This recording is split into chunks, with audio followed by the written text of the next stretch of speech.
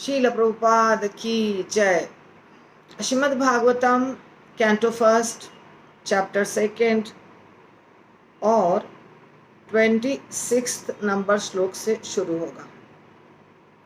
पर जैसा मैं करती हूँ हमेशा, वैसा ही आज भी शील प्रभुपाद के परपोर्ट से कुछ पॉइंट्स हम बताएंगे जो पहले श्लोकों का है।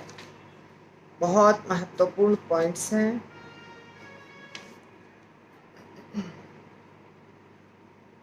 हमने देखा था कि 3 प्रकार के गुण होते हैं, सत्व, रज और तम। 3 प्रकार के गुण होते हैं और व्यक्ति जो होते हैं वो भी इन गुणों में होते हैं। तो यहाँ कहा जा रहा है, प्रभुपाद कह रहे हैं श्लोक संख्या 24 के परपोर्ट में, असभ्य जीवन अवस्था या निम्न पशु जीवन तमोगुण द्वारा नियंत्रित होते हैं। शील प्रभुपाद की जय। असभ्य जीवन अवस्था, जिसमें कोई भी व्यक्ति कोई भी नियम का पालन नहीं करता है, और पशु जीवन, ये दोनों तमोगुण द्वारा नियंत्रित होते हैं। अर्थात जो असभ्य तरीके से जी रहे हैं वो मनुष्य और पशु दोनों तमोगुण के कैटेगरी में है। उसके बाद ऊपर वाला जो है कैटेगरी, उसको कहते हैं सभ्य। मनुष्य सभ्य हैं, परंतु उस समय मनुष्यों के दिमाग में बहुत सारी इच्छाएं रहती हैं, कामनाएं रहती हैं, लोभ रहता है, बहुत सारी चीज़ें हमको चाहिए, बहुत सारा प्राप्त करना है जीवन में।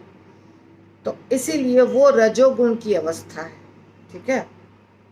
तो जब व्यक्ति तमोगुण में रहता है, जब पशु की तरह जीवन जी रहा है, असभ्य तरीके से जीवन जी रहा है, वो उसमें तो कुछ भी संभावना नहीं है, भगवान का लेश मात्र भी ज्ञान नहीं होगा। लेकिन जब व्यक्ति रजोगुण में रहता है, थोड़ी सी अनुभूति होती है, रंच मात्र अनुभूति, प्रभुपाद कह रहे हैं, रंच मात्र अनुभूति हो जाती है व्यक्ति को। दर्शन, कला, चारित्रिक एवं नैतिक सिद्धांतों से युक्त संस्कृति के रूप में प्रकट होती है। जो रजोगुणी व्यक्ति हैं, जो सभ्य हैं। इसके बाद उससे ऊपर आता है सतोगुणी, है ना। गुणी व्यक्ति जो होते हैं, जो सत्व गुण में रहते हैं। तो सत्व गुण यानी सबसे ऊंचा स्तर। जब सबसे ऊंचा स्तर रहता है व्यक्ति का, सतोगुणी व्यक्ति रहता है, यानी उसके अंदर वो सब गुण होते हैं जो सतोगुणी व्यक्ति में होना चाहिए, तब उसे भगवत साक्षात्कार में सहायता मिलती है। रजोगुण में हल्का हल्का कुछ अनुभव होता है, परंतु तमोगुण में बिल्कुल नहीं, और सतोगुण में संभव है अच्छे से भगवान को प्राप्त करना। ये बहुत महत्वपूर्ण था। और माता जी का प्रश्न भी इससे रिलेटेड है वास्तव में, जो मैं बताऊंगी अभी। 2 मिनट रुक जाइए। तो ये हमने देख लिया कि भक्ति किसी भी स्तर पे शुरू की जा सकती है। भक्ति किसी भी स्तर पे शुरू की जा सकती है, परंतु साक्षात्कार यदि करना हो और भक्ति का प्रोग्रेस यदि चाहिए, उन्नति चाहिए भक्ति में, तो व्यक्ति को सतोगुण में होना चाहिए। ये हमने अभी प्रभुपाद के परपोर्ट में देखा, जो 25वां नंबर श्लोक का 24वां नंबर श्लोक का था। 25वां नंबर जो श्लोक है, 25वां नंबर जो श्लोक है, उसके परपोर्ट में प्रभुपाद बता रहे हैं, धर्म आचरण का प्रयोजन न तो भौतिक लाभ प्राप्त करना है, ना ही आत्मा और पदार्थ के अंतर को बताने वाला सरल ज्ञान अर्जित करना है।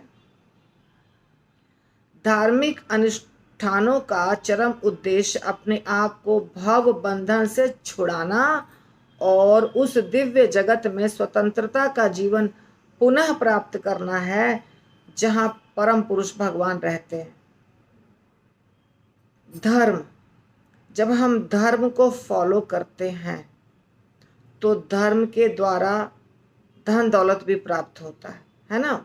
वैदिक जो अनुष्ठान होते हैं, वैदिक जो यज्ञ होते हैं, तपस्याएं होती हैं, उसके द्वारा धन की प्राप्ति होती है।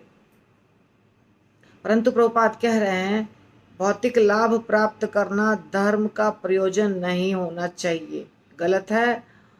और ये जो आत्मा और भौतिक चीज़ें, ये दो जो चीज़ें हैं, अहम आत्मा है, ये सारी चीज़ें भौतिक है, ये अंतर बताने वाले जो होते हैं ना ज्ञान योगी, ये भी नहीं करना है। इस अंतर को, इसके ऊपर बहस करना और बहुत तर्क करना, दर्शन शास्त्र इसके ऊपर जो आधारित होता है उसके बारे में चर्चा करना, ये धर्म नहीं है। ये उद्देश्य नहीं होना चाहिए धर्म का। धर्म का एक ही उद्देश्य होना चाहिए, जन्म मृत्यु के चक्कर से अपने आप को छुड़ाना और परमानेंटली उस स्थान को प्राप्त करना जहां भगवान रहते हैं, जो दिव्य जगत है और जहां जीवन स्वतंत्र है, जहां परम पुरुष भगवान रहते हैं। तो धर्म सब लोग पालन कर रहे हैं। धर्म शब्द बहुत कॉमन है, तो हर व्यक्ति कहता है हम धर्म का पालन कर रहे हैं, हम धार्मिक हैं। परंतु वो तभी अच्छा है जब उसको इस दुनिया के चक्र से निकलकर और भगवान को प्राप्त करने की इच्छा हो और उस दिशा में वो प्रयास कर रहा है, चाहे उसका कोई भी पंथ हो, कोई भी धर्म हो, कोई भी पंथ हो, कोई भी रास्ता हो। यदि वो भगवान को प्रसन्न करने के लिए, इस भौतिक दुनिया से निकलने के लिए मदद कर रहा है, तब वो रास्ता सही है। अगर वो नहीं मदद कर रहा है, तब वो रास्ता सही नहीं है। धर्म का उद्देश्य यही होना चाहिए, चरम सिद्धि, भगवत धाम जाना, जन्म मृत्यु के चक्कर से छुटकारा प्राप्त करना, ये है धर्म का उद्देश्य। इसके सिवाय और कुछ उद्देश्य नहीं है। माता जी का प्रश्न इससे रिलेटेड है, इसीलिए मुझे वो प्रश्न भी लेने का बहुत मन है। एक तो बहुत साधारण सिंपल प्रश्न है कि नैष्ठिक भक्ति किसे कहते हैं। नीला लीला माता जी ने पूछा, नैष्ठिक भक्ति किसे कहते हैं? ऐसी भक्ति जिसमें निष्ठा हो, निष्ठावान भक्त नैष्ठिक भक्ति कहलाता है। अर्थात भक्त है और निष्ठा भी है उसका भगवान के प्रति, गुरु के प्रति। या एक और परिभाषा है, वो ये है कि जो ब्रह्मचर्य जीवन जिया है बचपन से ही और भक्त भी है, जैसे भक्ति सिद्धांत सरस्वती ठाकुर गोस्वामी महाराज, उनकी भक्ति नैष्ठिक भक्ति थी। परंतु कोई भी निष्ठावान भक्त अगर है, भक्ति में दृढ़ है, तो उसके भक्ति को नैष्ठिक भक्ति कहते हैं। अब माता जी का एक और प्रश्न है, जो 20वें नंबर श्लोक के तात्पर्य में माता जी ने देखा कि वसुदेव अवस्था क्या है। ठीक है, तो इसके ऊपर मैंने एक दिन बताया था 19वें नंबर श्लोक के परपोर्ट से कि आत्मा भौतिक चीज़ों के संपर्क से दूषित हो जाती है, उसके अंदर बहुत सारे दुर्गुण आ जाते हैं और भक्ति से ये सारे दुर्गुण नष्ट होते हैं। भक्त जब भक्ति करता है तो धीरे धीरे सत्व गुण में स्थित होता है और सत्व गुण से ऊपर जब जाता है तो शुद्ध सत्व में स्थित होता है और शुद्ध सत्व को ही वासुदेव पद कहते हैं। ये वसुदेव शब्द गलत है, वासुदेव, या तो यहाँ वासुदेव गलत है, वासुदेव तो कृष्ण का नाम है, यही सही है। यहाँ वसुदेव पद होना चाहिए, वासुदेव नहीं, वसुदेव। तो वसुदेव पद अभी आपने पूछा तो मैं आपको डिटेल में थोड़ा बता रही हूँ। ठीक है, चिंता मत करिएगा, श्लोक भी लेंगे क्योंकि ये सब कुछ तो जानना ज़रूरी है ना। अगर हमने तत्व ज्ञान नहीं प्राप्त किया, केवल आगे बढ़ते गए तो कोई फायदा नहीं। तो प्रभुपाद के परपोर्ट से ही है ये, अलग कैंटो के अलग परपोर्ट से है जो मैं आपको बता रही हूँ।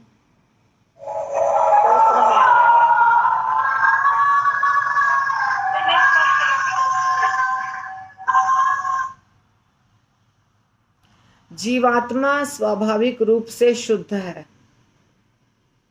आत्मा सदैव शुद्ध और भौतिक आसक्ति से अदूषित रहता है। आत्मा हमेशा शुद्ध रहता है, आत्मा दूषित नहीं होता है। आत्मा का देह के साथ तादात्म्य करना कि मैं ये देह हूं, मैं ये शरीर हूं, अज्ञानता है। अज्ञानता के कारण ये होता है। ठीक है, तो आत्मा हमेशा शुद्ध रहता है। आत्मा भौतिक चीजों से दूषित नहीं होता है, पर आत्मा देह के साथ जो अपना संबंध बनाता है, पहचान बनाता है कि मैं ये शरीर हूं, इसका कारण है उसकी अज्ञानता। ठीक है, जब कोई कृष्ण भक्त बन जाता है तो वह शुद्ध मूल स्वाभाविक स्थिति को प्राप्त करता है। धीरे धीरे, जब धीरे धीरे ये मूल स्वाभाविक स्थिति क्या है? जीवेर स्वरूप है कृष्णेर नित्य दास। तो मूल स्वाभाविक स्थिति, ओरिजिनल रूप उसका जो है आत्मा का, वो शुद्ध सत्व है, उसमें कोई गुण का दोष नहीं होता है। चूंकि यह शुद्ध स्थिति अंतरंगा स्थिति के प्रत्यक्ष वश में है, अतः इस स्थिति में सारे सांसारिक कार्य रुक जाते हैं। जब कोई व्यक्ति शुद्ध सत्व में पहुंच जाता है, यानी कि पूर्ण रूप से आत्मा का जो स्वाभाविक गुण है, देखिए आपको एक उदाहरण से समझाती हूँ। पानी का स्वाभाविक गुण ये है कि वो ऊपर से नीचे की तरफ बहती है, परंतु यदि पानी को बिलो 0 डिग्री सेल्सियस पर आप रखेंगे तो उसका ये जो स्वाभाविक गुण है बहने वाला बंद हो जाएगा, वो ठोस बन जाएगा।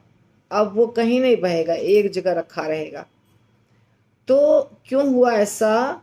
क्योंकि उसके स्वाभाविक स्थिति में उसको नहीं रखा गया है। उसके ऊपर बाहर से एक ऐसा वातावरण बनाया गया है जिसके कारण वो अभी जम गया है। तो इसी प्रकार आत्मा स्वाभाविक रूप से कृष्ण का दास है, स्वाभाविक रूप से उसके अंदर कोई दुर्गुण नहीं है, वो सच्चिदानंद है। परंतु आत्मा ने इस दुनिया में आकर भौतिक चीजों से संपर्क स्थापित कर लिया। जैसे इस दुनिया में आया, उसको लगा कि हम मालिक बन जाएं, हमारी ये ज़मीन है, हमारा ये घर है, हमारा ये शरीर है, हमारा ये परिवार है, ये बच्चे हैं, पति है, पत्नी है, और ज़्यादा संपत्ति इकट्ठा करे और मालिक बने। ये सारा चीज़ जो शुरू हो गया ना, इसके कारण समस्या शुरू हो गई। तो अब उसके अंदर रजोगुण, तमोगुण, ये सब पैदा हो गया है, जो आत्मा का स्वाभाविक रूप नहीं है। तो जब आत्मा स्वाभाविक रूप में पहुंच जाता है, भक्ति करके, बहुत भक्ति करके, साधना करके, गुरु की कृपा, वैष्णव की कृपा, ये सबसे जब वो स्वाभाविक स्थिति में पहुंच जाता है, तो ये जो था उसका सिलसिला, जन्म मृत्यु का चक्र और हर भौतिक चीज़ के ऊपर अपना अधिकार जमाना, नाम चाहिए, ख्याति चाहिए, धन चाहिए, कंपटीशन, सबसे ज़्यादा फेमस मैं हो जाऊं, सबसे बदला ले लूं, ये सब जो गंदी गंदी आदतें जमा हो गई थी वो सब समाप्त हो गई। अब उसके अंदर कोई दुर्गुण नहीं है, अब वो शुद्ध सत्व में है। तो जब शुद्ध सत्व में हो जाता है और ऑफ कोर्स भगवान का भक्त, तब जो ये सारा प्रपंच था वो सब रुक जाता है। सांसारिक सारे कार्य रुक जाते हैं उसके, कुछ भी सांसारिक कार्य वो नहीं कर पाता है। माम चयो अव्यभिचारे न भक्ति योगे न सेवते सगुणान समतीत्य तान ब्रह्म भूयाय कल्पते।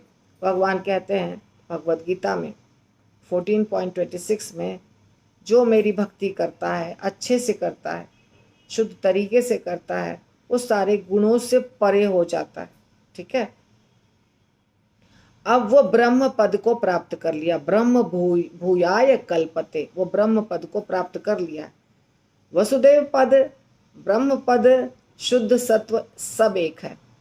तो शुद्ध सत्व दिव्य पद है, उसको ही पारिभाषिक रूप में वसुदेव कहा जाता है। यहाँ जो इसमें बहुत गलत है, इस क्या कहते हैं, बुक के प्रिंटिंग में बहुत गलत है। तो वासुदेव जहाँ लिखा है ना वो गलत है, जो मैंने समझाया था 1-2 दिन पहले। वसुदेव सही है। आज मैंने ध्यान दिया तो मुझे लगा कि वासुदेव क्यों लिखा है। हाँ, तो वासुदेव सही नहीं है, वासुदेव तो भगवान कृष्ण का नाम है। तो वसुदेव पद, वसुदेव बाद में आते हैं। तो वसुदेव पद जो है, वसुदेव जो है वो इसके परिभाषा के रूप में वसुदेव कहा जाता है, दिव्य पद। यानी शुद्ध सत्व की स्थिति, ब्रह्म की स्थिति और वसुदेव की स्थिति सब सेम। तो शुद्ध भक्ति में मनुष्य अकारण तथा बिना किसी रुकावट के अपना कर्तव्य मानकर भगवान की सेवा करता है। ऐसा नहीं है कि ऊपर से कोई प्रेशर डाल रहे हैं, गुरु बोल रहे हैं तुमको इतना बजे उठना है, तुमको इतना बजे मंगल आरती करनी है, तुमको इतना माला करना है। ये सब समाप्त हो जाता है, क्योंकि वो वसुदेव पद पे पहुंच गया है, शुद्ध सत्व पे पहुंच गया है। तो यही शुद्ध सत्व या वसुदेव, जब वो अपने से खुद सब कुछ करता है कि मुझे करना है, ये मुझे करना है, उसके अंदर से स्फूर्ति आती है, तब ये शुद्ध सत्व या वसुदेव पहला पद कहलाता है। अब उस भक्त के हृदय में परम पुरुष भगवान कृष्ण का उदय होता है, वो 24 घंटे कृष्ण भावनामृत रहता है। जीव गोस्वामी भागवत संदर्भ में बताते हैं कि गुरु के नाम के आगे अष्टोत्तर शत जो जोड़ा जाता है, 108 अष्टोत्तर शत यानी 108, वो ये सूचित करता है कि ये जो भक्त हैं, ये जो गुरु हैं, ये शुद्ध सत्व या वसुदेव की स्थिति में है, दिव्य स्थिति में है। तो वसुदेव वह भाव भूमि है जिस पर श्री भगवान वासुदेव का बोध होता है। वासुदेव भगवान का बोध या ज्ञान होता है वसुदेव पद पे। जैसे मैंने आपको बताया था कल ही शायद कि भगवान की भक्ति करने कितना करना है, कैसे कैसे करना है, जो आपको पूर्ण रूप से भगवान 24 घंटे दिखेंगे। तो 24 घंटे दिखते थे रूप गोस्वामी को, सनातन गोस्वामी को। तो माता जी ने कहा बहुत डिफिकल्ट है। माता जी, डिफिकल्ट तो रहेगा ना, इस दुनिया में प्राइम मिनिस्टर बनना, प्रेसिडेंट बनना, किसी फैक्ट्री का मालिक बनना इतना कठिन है, और भगवान के धाम जाना, भगवान का दर्शन करना कैसे आसान हो जाएगा। तो ये सारा साधना भक्ति को पार करते हुए, दृढ़ता पूर्वक भक्ति करते हुए जब हम आगे बढ़ते जाते हैं, बढ़ते जाते हैं, बढ़ते जाते हैं, पीछे नहीं पलट के देखते हैं, तो भगवान की कृपा से ही हमें ये सब मिलता है। ऐसा नहीं है इसमें कोई व्यक्ति कुछ नहीं कर सकता है। मेरा मेहनत, गुरु की कृपा, वैष्णवों की कृपा, भगवान की कृपा, इससे ही सब कुछ मिलता है। ज्ञानम सात्विकम कैवल्यम, यह कैवल्य पद कहलाता है, जिसका अर्थ होता है शुद्ध चेतना। जब मनुष्य शुद्ध दिव्य ज्ञान को प्राप्त होता है तो वह कैवल्य पद पर स्थित होता है। अतः वसुदेव का अर्थ कैवल्य भी है। ये देखिए, यह नया शब्द आ गया जिसका व्यवहार निर्विशेषवादी करते हैं। निर्गुण कैवल्य साक्षात्कार की अंतिम अवस्था नहीं है। तो कैवल्य शब्द एक बहुत डिफिकल्ट शब्द है जो यहाँ आ गया, तो मैंने बोल दिया। कैवल्य का जो मायावादी है वो कहते हैं भगवान में विलीन होने को कैवल्य कहा जाता है, पर यहाँ कह रहे हैं कैवल्य वसुदेव पद ही है। शुद्ध भक्ति जो होती है उसी पद को कहा जाता है कैवल्य, निर्गुण नहीं, सगुण। तो ये हमने आपको समझाया, जो माता जी ने प्रश्न पूछा था उसका अर्थ था ये। और जो 2 पॉइंट और मैंने समझाया वो प्रभुपाद के पिछले श्लोकों के परपोर्ट से समझाया। अब हम आज का श्लोक शुरू करेंगे। आज का श्लोक है, मुमुक्षवो घोर रूपान हित्वा भूत पतीन अथ नारायण कलाह शांता भजन्ति ही अनसूयवः। मुमुक्षवः यानी मोक्ष का, जो मोक्ष को चाहने वाला है, मोक्ष कामी व्यक्ति, मोक्ष की इच्छा रखने वाला व्यक्ति। घोर रूपान, घोर यानी भयानक, रूपान रूपों को हित्वा त्याग कर, भूतपतीन देवतागण अथ इस कारण से नारायण भगवान के कलाह स्वांशों शांता परम आनंदमय भजंती पूजा करते हैं। ही निश्चय ही अनसूय वह द्वेष रहित। तो हमने इसके पहले जो कल किया था श्लोक, उसमें ऐसा बताया गया था, जहाँ रुके थे हम, कि महामुनिगण भगवान की सेवा करते हैं ये जान करके, पिछला जो था 2-3 श्लोक उसमें ये जान करके कि भगवान क्या है, भगवान तो हैं ही सतोगुणी, अर्थात तीनों गुणों से परे हैं, पर विष्णु भगवान को ये कहा जाता है कि इस दुनिया में जो मेंटेनेंस करते हैं तो सतोगुण को लेकर करते हैं। शिव जी तमोगुण को लेकर संहार करते हैं और ब्रह्मा जी रजोगुण को लेकर सृष्टि करते हैं।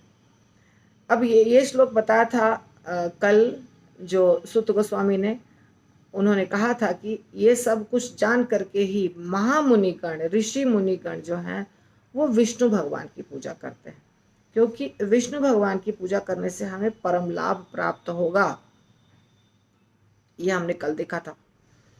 तो जो लोग यहाँ पे बता रहे हैं, जो लोग मोक्ष कामी हैं वो द्वेष रहित होते हैं। यदि किसी को मोक्ष चाहिए तो वो द्वेष, उनके अंदर द्वेष नहीं होता है और वो सबका सम्मान करते हैं, किंतु फिर भी वे देवताओं के घोर रूपों का तिरस्कार करके भगवान विष्णु और उनके स्वांशों के कल्याणकारी रूपों की ही पूजा करते हैं। तो जिनको मोक्ष चाहिए वो भगवान शिव की पूजा नहीं करते हैं, ब्रह्मा जी की पूजा नहीं करते हैं, किसी भी देवी देवता की पूजा नहीं करते हैं। ऐसा नहीं कि उनको उनसे द्वेष है, ईर्ष्या है, उनका वो अपमान करते हैं, नहीं, ऐसा नहीं है। परंतु फिर भी जो देवताओं का रूप है वो अलग है। यहाँ क्या बताया गया है, घोर रूपान, उनका थोड़ा भयानक रूप बताया गया, श्रीमद् भागवतम में बताया जा रहा है घोर रूपान। हाँ, तो देवताओं के घोर रूपों को त्याग कर वो भगवान का जो कल्याणकारी रूप है, विष्णु भगवान का रूप कल्याणकारी है और उनके अलग अलग रूप हैं, उनके स्वांश, कला इत्यादि विभिन्न प्रकार के उनके अवतार हैं, तो उनकी पूजा करना पसंद करते हैं और करते हैं जो मोक्षकामी है। जिनको मोक्ष चाहिए वो किसी देवता की पूजा नहीं करते हैं, वो भगवान की पूजा करते हैं। ये श्लोक बता रहा है, ठीक है। तो मुमुक्षवो, जो मुमुक्षी है, जो मुक्षी, जिनको मोक्ष चाहिए, मुमुक्षवो।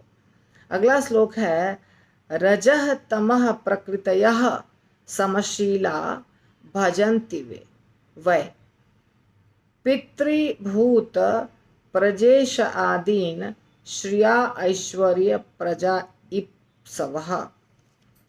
रजः रजोगुण, तमः तमोगुण, प्रकृतयः स्वभाव का, समशीला एक ही कोटि के, भजंती पूजा करते हैं, वै निश्चय ही, पितृगण, भूत अन्य जीव, प्रजेश आदीन प्रजापति गण, श्रिया संपन्नता, ऐश्वर्य संपत्ति, धन इत्यादि, शक्ति इत्यादि, प्रजा संतति, संतान, इप्सवः ऐसी इच्छा करते हैं। जो लोग रजो तथा तमोगुणी हैं वे पितरों, अन्य जीवों तथा उन देवताओं की जो सृष्टि संबंधी गतिविधियों के प्रभारी हैं पूजा करते हैं, क्योंकि वे स्त्री, धन, शक्ति और संतान का लाभ उठाने की इच्छा से प्रेरित होते हैं। तो जो मुनिगण हैं उनके बारे में क्या बताया गया, मुनिगण सतोगुणी होते हैं या गुणों से परे भी होते हैं। वो भगवान विष्णु की पूजा करते हैं, विष्णु की आराधना करते हैं, भगवान विष्णु के और जितने भी रूप हैं उन सब की पूजा करते हैं, किसी एक की भी करते हैं, जैसा जिनका भाव है या जिस रूप से आकर्षण है। परंतु जो रजो और तमोगुण वाले लोग होते हैं, एक वो पितरों की पूजा करते हैं, ठीक है, फिर अन्य जीवों की पूजा करते हैं, फिर देवताओं की पूजा करते हैं। क्यों? क्योंकि उनको स्त्री से बहुत आकर्षण है, धन से बहुत आकर्षण है, शक्ति से बहुत आकर्षण है, संतान से बहुत आकर्षण है। क्योंकि ये जो अभी तो बहुत पितर का चल रहा है ना, तो ये जो पितर हैं या अन्य जीव हैं या जो देवता हैं, ये लोग सब सृष्टि संबंधी गतिविधियों के प्रभारी हैं, ऐसा यहाँ बताया जा रहा है। सृष्टि संबंधी गतिविधियां जो यहाँ पे इस इस भौतिक दुनिया में कार्य करने वाले जो लोग हैं वही सब देवता हैं। देवतागण इस भौतिक दुनिया के कार्य को संभालते हैं। भगवान कुछ नहीं करते हैं। भगवान कृष्ण तो गोलोक धाम में बांसुरी बजाते हैं, एंजॉय करते हैं, भोगता है। और भगवान विष्णु भी जब यहाँ आते हैं तो जितनी ज़रूरत होती है उतनी लीला करते हैं, फिर चले जाते हैं। अर्थात सृष्टि में जो समस्या आई उसको समाप्त करके, सारा प्रॉब्लम सॉल्व करके, धर्म की स्थापना करके चले जाते हैं। पर लगातार लगातार जो सृष्टि का कार्यभार संभालते हैं वो 33 करोड़ देवता है ना। सबका अपना अपना कुछ रोल है। हमको 4-5 देवता दिखते हैं, जैसे वरुण देवता है, वायु देवता है ना। ये लोग सब क्या कर रहे हैं? अपना डिपार्टमेंट संभाल रहे हैं। वायु देवता, पवन देवता जिसको कहते हैं, वो हवा को संभालना, पानी वाले देवता पानी को संभालना, ऐसे अलग अलग प्रकार के देवता जो हैं वो अलग अलग प्रकार के कार्य संभालते हैं। तो दिखाई क्या देता है प्रत्यक्षतः कि अरे इनको अगर कुछ नहीं चढ़ाया तो नाराज हो जाएंगे। आपने देखा था भगवान कृष्ण की लीला में, भगवान कृष्ण ने नंद बाबा को कहा कि आप इंद्र की पूजा मत करिए। क्यों करते हैं इंद्र की पूजा? तो नंद बाबा ने क्या कहा? इंद्र वर्षा देते हैं और इंद्र से हमको बहुत लाभ होता है, खेती होती है, सब अनाज उपजता है। तो ज़माने से हम हमेशा से इंद्र की पूजा करते आए हैं, तो इसलिए कर रहे हैं।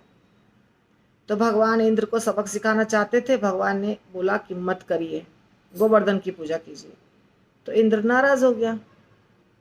तो इस प्रकार हम देखते हैं कि जो देवता गण होते हैं ना, इनसे लोग डरते हैं कि नाराज हो जाएंगे तो हमारा नुकसान हो जाएगा। सूर्य देवता की पूजा कर रहे हैं, सूर्य देवता नाराज हो जाएंगे तो कुछ हो जाएगा। सब डरते हैं। चंद्रमा की पूजा, सूर्य की पूजा, इंद्र की पूजा, ऐसे अलग अलग प्रकार की पूजा करते हैं। भक्त नहीं, जो बहुत ज़माने से चला आ रहा है उसको फॉलो कर रहे हैं और बस समझ में नहीं आता और करते रहते हैं। तो इस दुनिया में यही दिखाई देता है कि ये व्यक्ति मैनेजमेंट कर रहा है तो ये मालिक है और इसको नाराज़ करेंगे तो काम नहीं बनेगा। परंतु जो शास्त्रों का अध्ययन करता है उसको मालूम पड़ता है कि ये सब सामने में दिख रहे हैं मैनेजमेंट करते हुए, पीछे कोई और है और वो है भगवान स्वयं। उनको खुश कर दिए तो यहाँ पर किसी की पूजा करने की आवश्यकता नहीं है। और वैसे भी हमारा उद्देश्य है उनके धाम जाना, तो भी ज़रूरत नहीं है। परंतु एक और लोभ है कि हमको पैसा चाहिए, हमारे बच्चे को नौकरी चाहिए, पत्नी चाहिए, ज़मीन जायदाद चाहिए, विजय चाहिए। विजय यानी कहीं कोई कार्य कर उसमें सफलता चाहिए, शादी अच्छे से हो जाए, ये सारा लोभ रहता है। और आप लोग को भी पता होगा कि लोग कहते हैं ये पूजा करोगे, 16 सोमवारी करोगे, शुक्रवारी करोगे, ये सब करोगे तो मनोकामना पूरी हो जाएगी, आपको अच्छी पत्नी मिल जाएगी, शिव जी प्रसन्न हो जाएंगे, पार्वती माता प्रसन्न हो जाएंगी, तो अच्छा विवाह हो जाएगा। ये सब बोलते हैं लोग, सच बात है, ऐसा होता है। तो इसीलिए लोग पूजा करते हैं। अब ये अगला श्लोक बहुत सुंदर है। वासुदेव परा वेदा, वासुदेव परा मखा, वासुदेव परा योगा, वासुदेव परा क्रिया, वासुदेव परम ज्ञानम, वासुदेव परम तपः, वासुदेव परो धर्मो, वासुदेव परा गति। तो सूत गोस्वामी कहते हैं कि लोग तो कर रहे हैं पूजा देवी देवताओं की, पर कौन कर रहे हैं? जो रजो और तमोगुण से प्रभावित हैं वो, क्योंकि उनको लाभ चाहिए। फिर अपना सिद्धांत दे रहे हैं, सूत गोस्वामी शिक्षा दे रहे हैं कि वास्तव में सबसे श्रेष्ठ हैं भगवान वासुदेव यानी कृष्ण। शास्त्रों में ये देखिए, ये सारे शब्द बहुत आसान है। वासुदेव तो हो गए भगवान कृष्ण, और परा यानी श्रेष्ठ। इसके बाद परम लक्ष्य, श्रेष्ठ परम लक्ष्य। इसके बाद कुछ शब्द हैं जो आए हैं, जैसे वेदाह यानी शास्त्र, पराह मखाह यज्ञ, पराह पूजा करने के लिए, फिर पराह प्राप्त करने के लिए। सबका अलग अलग अर्थ यहाँ लिखा हुआ है।